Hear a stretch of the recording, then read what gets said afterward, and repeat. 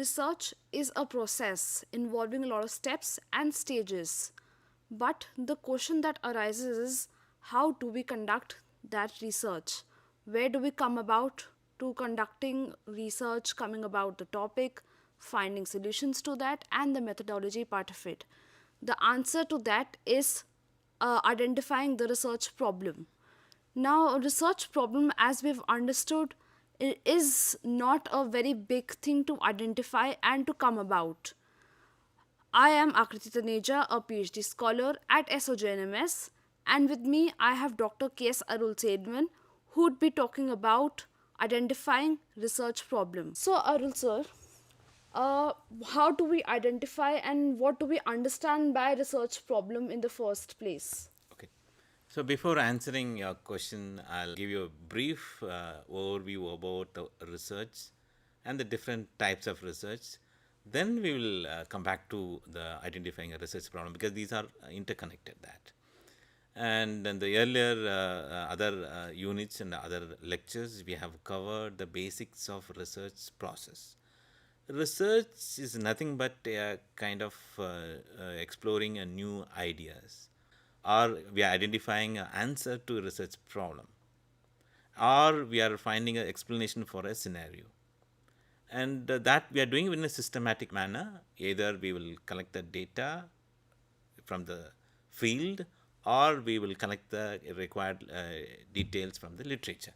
Whichever manner, we will try to give a new explanation to the existing scenario. This kind of research can be done in multiple ways. That also we have seen in the earlier presentations. If we are verifying existing data or proving existing theory in a new context, mostly we go for quantitative studies.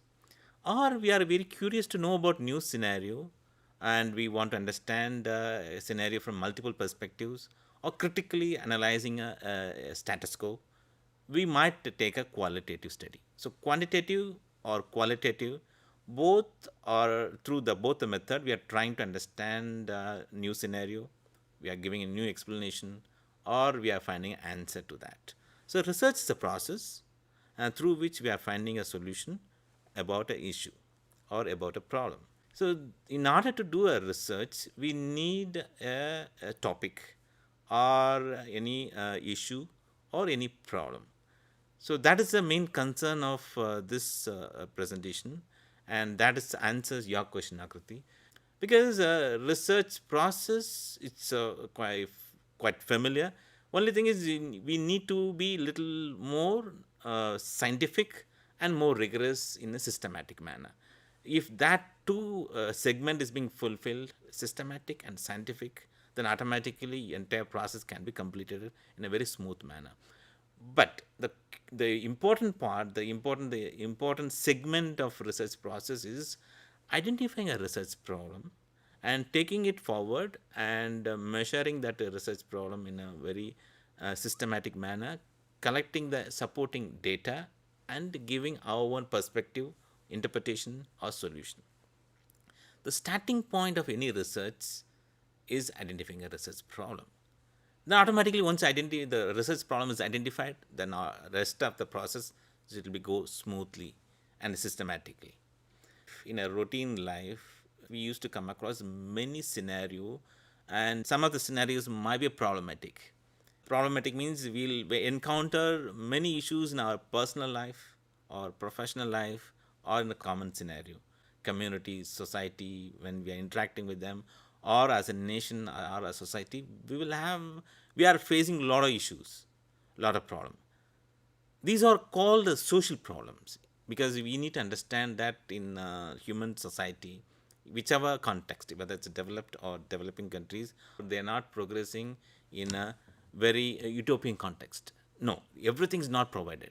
Every way there are issues. There is a tension between many institutions, or there is a rivalry between groups sharing the resources. You look at the newspaper, look at the television channel, every day you will find the news item. Majority of the items talking about the tension between the many stakeholders. These are problematic area. So in the research part, we are not talking about a social problem. So social problem involves the society at large. It involves a broader framework, and it covers all the dimension of the society. Government is involved, private institutions are involved, social institutions are involved, individuals also involved in the process of finding a solution for social problem. The way in which we are finding a solution for social problem, for example, there is an inequality in distribution of resources in the society. That's there in a whichever social context if you go, you will find that inequality part. Inequality in distribution of resources. Some people accumulates large amount of wealth, and large section of the society might deprive of resources. This is not a deliberate attempt, but there is a social problem. Like that, there is a problem of illiteracy. There is a problem of quality of education, quality of health services. If you take every dimension of our social life, we'll find a problem. But the problem of deprivation or inequality needs to be addressed. That can be addressed in the research, or but primarily that the many stakeholders who were involved in this process of managing or a streamlining or developing a conventions or rules and regulations for the social institutions, they will try to address it those problems in a different manner. That may not be a scientific, that may not be systematic, because they look at the real context, the practically they approach and doable manner, they'll find a problem. But whereas in our research context, social problems might be become a research problem. But here in the research context, we need to identify a issue or a topic or a problem that can be explored in a very systematic and scientific manner, usually in a very limited context. The reason for limited context is majority of the research in academic field are managed by individuals or small team manages that. May not have much resources to execute a massive study across the country, across the global context. May not be possible. Primarily in academic field, and the research is most of individualistic nature. Whereas in the industry-based research, where the sponsorship comes, and the sponsorship also are limited. No agency pumps millions and billions of money for finding a solution for a small issue. They may be interested to sponsor a research with certain agenda, because what is the return they are getting after investing huge money on that. So the perspective of academic research, perspective of industry research differs in many ways, though they may follow the same procedure, same approach, same data collection, analysis, everything they'll do that. But industry research oriented towards the outcome that fulfills or that justifies the investment made in that research process. Academic field is whereas different. Here, genuinely efforts are being made to understand the research. Through research, they'll identify the problem or they identify the solution for the problem. So mostly it's in limited context because of lack of resources. And entire social issue cannot be studied in one or two research projects. Okay, so you need to understand the social problem is a larger context and research problem is a limited context. Social problem can be addressed by the relevant agencies or bodies or government authorities or court system, legal framework. There are many players in addressing this social problem because this is the day-to-day life. Some of the issue might require immediate attention. Some might require a short-term approach or long-term approach. So there are various ways in which this social institutional, the tension between various social institutions are addressed. Research is not like that. Can't be taken a research project for next 20, 30 years. There are projects happening, and but particularly in the social science, in academic field, there are limited scope, but a large number of studies are short term aims for with a limited time frame, maybe with the 6 months or 2 years or 3 years or maybe 5 years. Mostly because academic research are linked with awarding degrees, one level. The large number of research projects happen in the academic field linked with the research degree because that has a limited time duration. Or funded projects.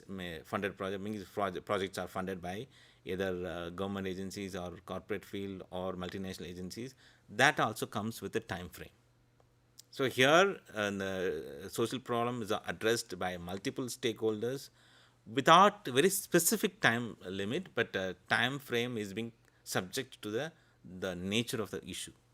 Whereas in the research problem, confined to very strict time frame, usually some months or sometime in years. So that's you need to understand the difference between a social problem and a research problem. In a simplistic manner, a research problem is a statement about an area of concern or condition to be improved, a difficulty to be eliminated, or a troubling question that exists in a scholarly literature, in theory, or in practice. That points to the need for meaningful understanding and deliberate investigation. If you go through the literature, or if you encounter your routine life, or through a kind of proper dialogue, if you find a scenario that needs meaningful understanding and that needs a deliberate investigation, if that's the case, then that issue more suitable for academic research, that might qualify as a research problem. And this is a overall understanding of a research problem and differences between social problem and a research problem. We have understood that, and from where we can generate, or from where we can identify a research problem. There are few indications. There are few sources in which we can identify a research problem. One is a everyday life. Research problem often discovered in a normal routine life. Every communication, every information exchange, every knowledge generation is linked with the information delivery, information exchanges. And you might have studied about different communication settings, face to face issue, or face to face communication, or group communication, or in a mass communication, or like an online field where the communication happens across the country, across the culture. Sometime we can contextualize saying that there are Anganwadi workers, community health workers. They are visiting various villages, and their main duty is to carry the information from the various sources, particularly from government agencies, to the needy people. The assumption is the village segment may not have adequate access to plenty of resources due to lack of resources, lack of economic purchasing power to buy newspaper, or afford to have computer with 24/7 net connections, or they may have lack of education, or lack of adequate language fluency to access relevant information. So there is a lacuna of information about health requirements in the rural segment. For that, there are some segment. There are health workers, community health workers, Anganwadi workers, Asha workers. There are very various projects are happening. There are intermediate people. They'll carry the information from one segment of government agencies and to the rural segment. Mostly happens through face-to-face settings.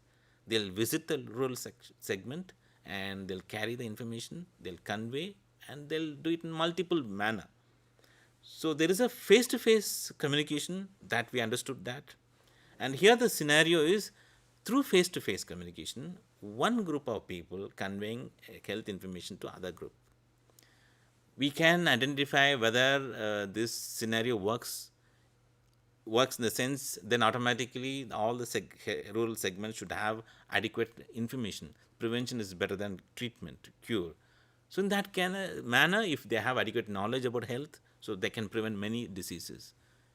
Is it happening or not? We know there are a lot of issues in the rural segment, and Anganwadi workers or Asha workers, they're taking a lot of efforts to conveying the messages.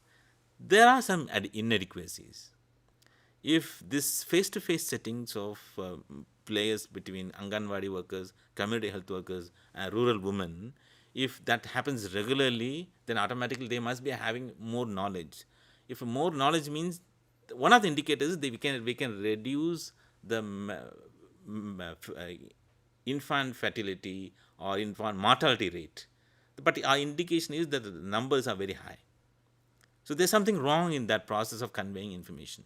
So communication is happening, but messages are delivered, messages are received, but the message is not converted into knowledge because not able to practice it in appropriate manner. So that can be studied. So this is the one scenario, this is the one issue. What went wrong? What is the problem in existing in this communication between health workers and rural women? Is it happening or not? If it's happening, why it's not being translated into knowledge system? So this is a research problem. This comes from the normal routine life we encounter if we explore the environment in and around our system. Another source of identifying research problem is paucity of data. Sometime if you encounter the scenario in which you are not able to identify in detail, informations are available. Information, for example, there is a issue about mobile penetration and internet penetration. Huge amount of mobile penetration and substantial amount of internet penetration, but the gap is huge.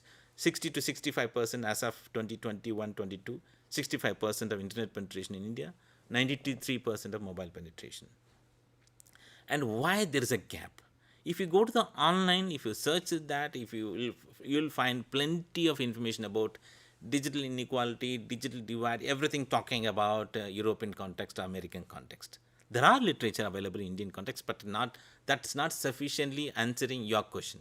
Why there is a gap between 93% of mobile penetration and 65% of internet penetration? Because mobile with a smartphone, 24/7 data connection, you have internet connection, but the penetration in the government data shows in different numbers, and we are not able to understand why this gap, 30% of gap between these two segment, and the information available from the developed countries. We are not able to understand clearly about Indian context. If this is a scenario, if you found that there is a scenario, there is an issue, and we are not able to identify more details, if that case, you can do a research. That's become a very classic example to undertake a research problem. The third option is existing literature. Go through various research articles, either about digital inequality or about health communication, health journalism, the two examples we have seen earlier. If you go through last 5 years and 10 years of review of literature, if you review the literature, you will find that some trend is happening, some sort of methodology is being used, and this is an understanding of current scenario. Digital inequality is being studied from this perspective, and this is the understanding. Our health journalism or health communication is being studied from this various perspective. If you go through the literature, you will find that there is a gap is existing in the literature. If you carefully study that, we have separate presentation on review of literature. You will understand exactly how to do a literature, how to identify a research gap. So this is one of the sources of identifying a research problem. One is the everyday life, paucity of data, and review of literature.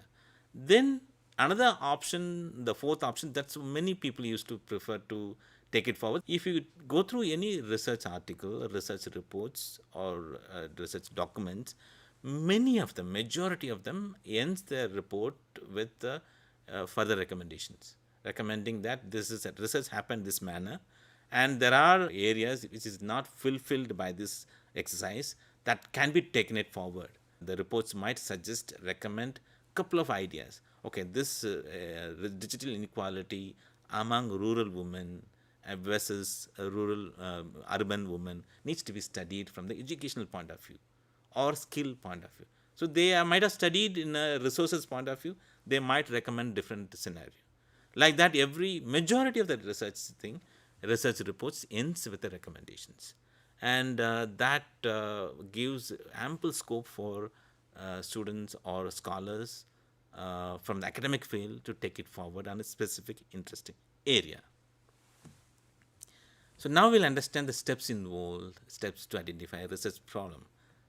Now you understand that either health communication or digital inequality or children and media literacy capacity or skills. This is an area we have identified, and the theme is being identified, and go through the literature and identify the sub areas, sub themes. And once you identify the sub themes, then automatically you need to identify the research topic. from the area, from the theme, you're narrowing down to topic. Here, this example of children media literacy, and that's the area theme. And after further scrutiny of literature, the theme is being converted to topic, where the child rights, the children, and digital media. Digital media is open to everyone, including children. Majority of the content available in the online field is not meant for children, whereas in Indian population there are 40 to 42% of the population belongs to age group of less than 18. So here they have access open to digital media, and also they have rights.